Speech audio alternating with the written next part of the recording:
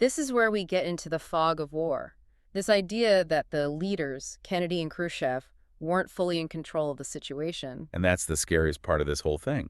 For instance, the U.S. didn't know that the Soviet commanders on the ground in Cuba already had the authority to use tactical nukes if they were invaded. Wait, hold on. So if Kennedy had listened to his generals and launched an invasion, The local Soviet commander could have launched a nuclear weapon without even calling Moscow. The U.S. invasion force would have been vaporized which would have triggered an all-out nuclear war. instantly. Uh, We were that close. But the story that really shows how thin the line was hmm. is the submarine incident. This is the moment. October 27th.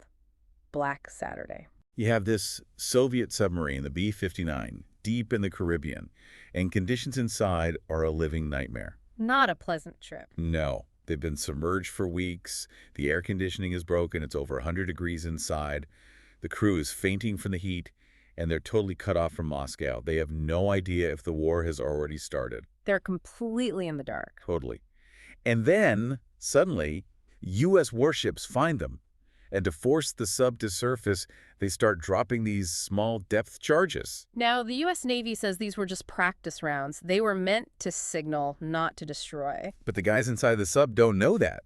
All they know is that explosions are rocking their boat. For all they know, World War III has begun and they're under attack. So the captain, Valentin Savitsky, he snaps. He completely loses it. He screams, "We're going to blast them now. We will die, but we will sink them all." And he orders them to prepare this special weapon, Which is a nuclear-tipped torpedo. a 10-kiloton nuke. If he fires that, he takes out an entire U.S. aircraft carrier group. The U.S. retaliates against Moscow. And that's the end of everything. So why didn't it happen? Because Soviet protocol required 3 senior officers to agree to the launch. The captain said yes. The political officer said yes. But the third man, a man named Vasily Arkhipov, he said no. He just refused. He refused. He was the senior officer of the flotilla, and he happened to be on that specific submarine.